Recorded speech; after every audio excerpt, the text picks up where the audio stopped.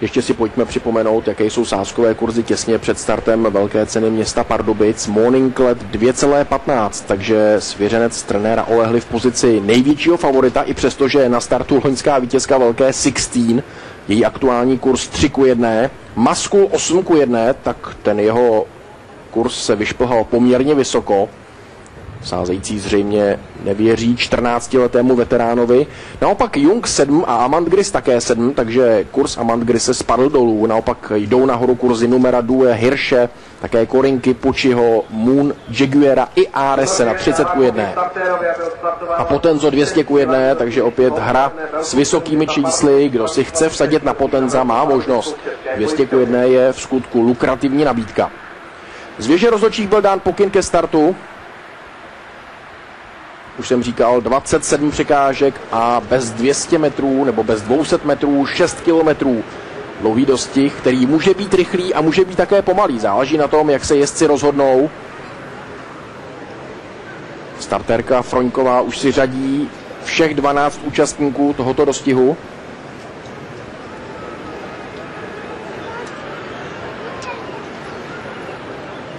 Tady není nutné stát podle čísel, ale je samozřejmě důležité, aby koně odstartovali téměř jednotné linii.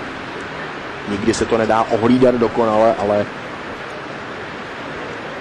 jde o to, aby ten start byl fair play, regulérní, a starterka má pochopitelně možnost i start opakovat, vrátit ho a odstartovat znovu. Ale teď to vypadá, že je všechno v pořádku, dopředu jde numero 2 a s ním Moon Jaguar, koně nabíhají na první překážku, živý plot. 16 úplně vlevo, Bělka pod žokejem Bartošem začíná vzadu, podobně jako ve velké Pardubické. Morning Let se naopak žene do té první vlny, aby dobře viděl na skoky, pod žokejem Faltejském už je na první pozici, takhle to dělal v loňském roce také Dušan Andrés, ať už ve čtvrté kvalifikaci, anebo posléze v ceně Labé. Malá voda právě na těch jednodušších překážkách dělával Morning Let chyby. Na 30, tedy na posledním střípleči skoku, anebo na velké vodě, jak jsme viděli z našeho archivu. Na druhém místě Amandgris, na třetí pozici numero 2 a čtvrtý Jung, to je tedy vedoucí kvartet. Po malé vodě se nabíhá na prodloužený Taxisův příkop. Morning Let je mohutný kůň s obrovským odrazem a odskokem, dokáže letět 1,2 m za překážku. Irská lavice, s tou už se Morning Let potkal i loni na podzim. Amandgris druhý, numero 2 třetí, vidíte, že ale Morning Let nepatrně brzdí. Je tam pád, je to, o čem jsem hovořil.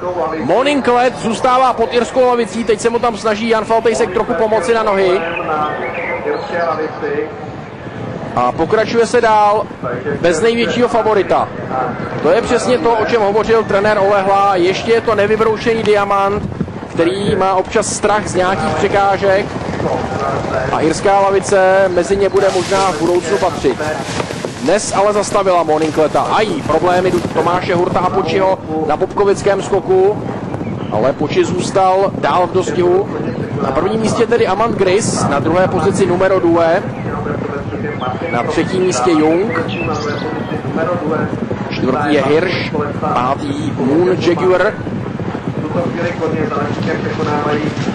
Francouzský skok, znovu potíže Počiho, zatím jako by se nemohl rozeskákat, ale Tomáš Hurt zůstává pevně v sedle.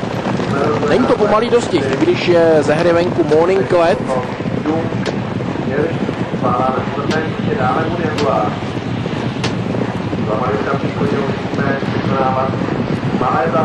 Těžko říct, jestli si Jan Faltejsek nedal pozor, anebo jestli Morning Let byl tak vyplašený a vystrašený z herské lavice, kterou, jak už jsem říkal, zná z minulého roku. To zbrždění tam bylo viditelné, evidentní, ale pak jakoby se kůň převalil do jakéhosi kotrmelce a skončil na zemi v příkopu. Ale teď už si vykračuje po svých a vypadá to, že by měl být v pořádku. Samozřejmě, že k drobnějším šrámům mohl přijít, ale to z tohoto pohledu samozřejmě nelze vyčíst. Amandgris a numero 2 na prvních dvou místech, Jung je třetí, čtvrtý Hirsch, Na páté pozici potom Bělka 16, ale teď tam zase na chvilku vystřídala Korinka se Složilem. Drop. Poslední je Ares, společně s ním je tam také Potenzo s Myškou. Kamenná zeď, překážka, na které se nepadá, překážka, kterou koně respektují.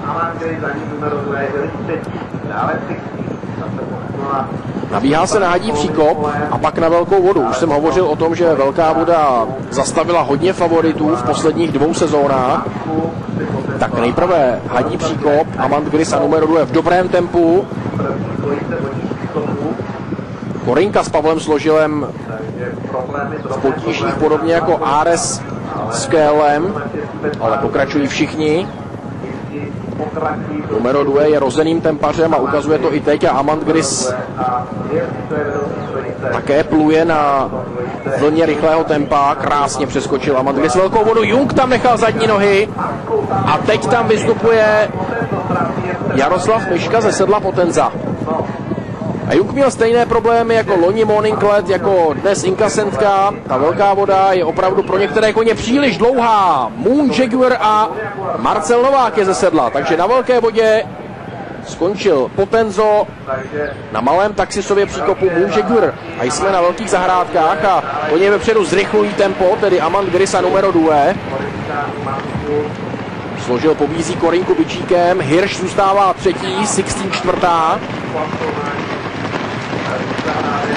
Na páté pozici Jung, který může být samozřejmě oslaben tím karambolem na velkém vodním příkopu. Mohl se hodně bouchnout a teď ho ty zadní nohy mohou bolet a třeba se žák Josef Váňa rozhodne Junga zadržet, kdo ví, tady už to nevypadá příliš dobře s Jungem.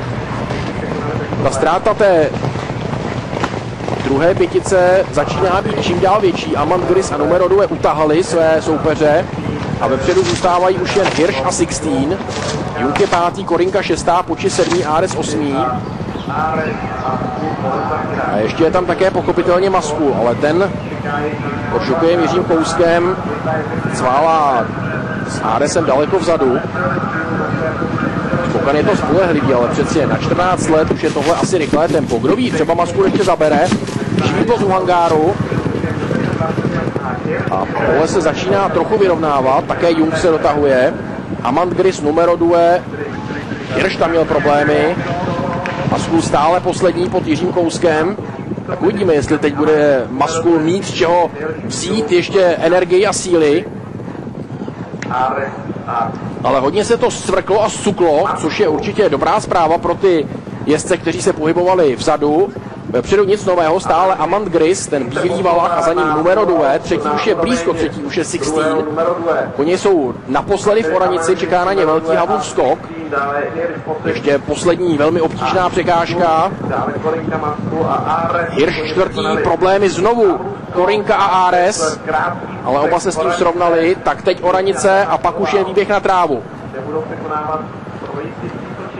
No a bude to těžké i pro 16, protože to tempo, které udali Amand Gris a numero 2, se zdá býti vražedné. 16 má samozřejmě úvěrný závěr. Skvělý finish, o tom není vůbec pochyb, ale Amand Gris a numero 2 jsou stále s viditelným náskokem vepředu, zejména Amand Gris vypadá velmi dobře. Marek Stromský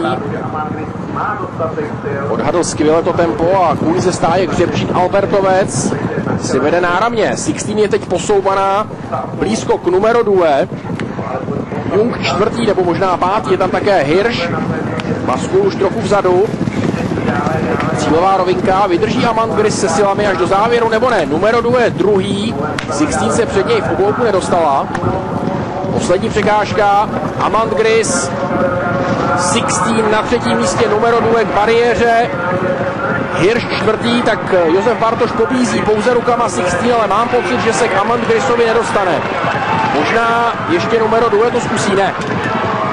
Amand Gris vyhraje kvalifikaci a vyhraje ji impozantním stylem, start, cíl, až na ten kousek, který vedl Morning Let. Amand Gris 1. na 2. místě, nakonec numero 2, 3. Hirsch, 4. Korinka, na 5. pozici 16, 6. Poči, 7. Ares, 8. Jung a poslední 9. Maskul.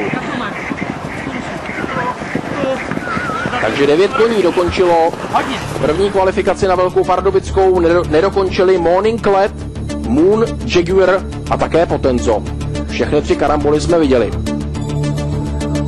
9letý bílý valach narozený ve Francii jménem Amand Gris je tedy novým talentem našich překážkových dostihů, protože, jak už jsem říkal, on se v tom překážkovém provozu objevil teprve v polovině roku 2006. Běžel 3 dostihy v Mostě a v Pardubicích debitoval teprve v loňském roce. Ještě jednou pád Morning Leta na irské lavici a jeho kotrmelec přes tuto atypickou překážku.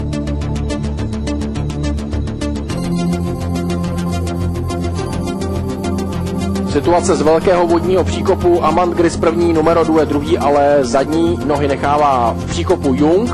Váňa je v sedle, ale padá jokej Jaroslav Miška ze sedla Potenza. No a pak přišel další pád na malém taxisu. Teď to přijde, skončí Marcel Novák s Moon Jaguarem. V cílové rovince u Pavla Fučíka už jsou nejlepší. Nejlepší, ale dáme přednost Maskulovi a Jirkovi Kouskovi, který se s ním dnes seznamoval. Jirko, jaký pocit z něho máte? Jo, výborný pocit, je to pán Kůň, je to skokan, může zastavit, prosím tě. Je to skokan, velmi dobré, všechno. Určitě, že už pod minulého roku neběhal, čiže dost jich potřeboval. A hlavně jsme udělali jednu velkou chybičku. Nevím, či to byla moje, alebo iba jeho. Prostě jsme se seznamovali a to nás stalo veľa síl, ta chyba tam. A jinak bychom mohli být možná 5., 6., ale líp určitě ne. Děkuji za vaše vyjádření, pokusím se sehnat i slova Josefa Bartoše, který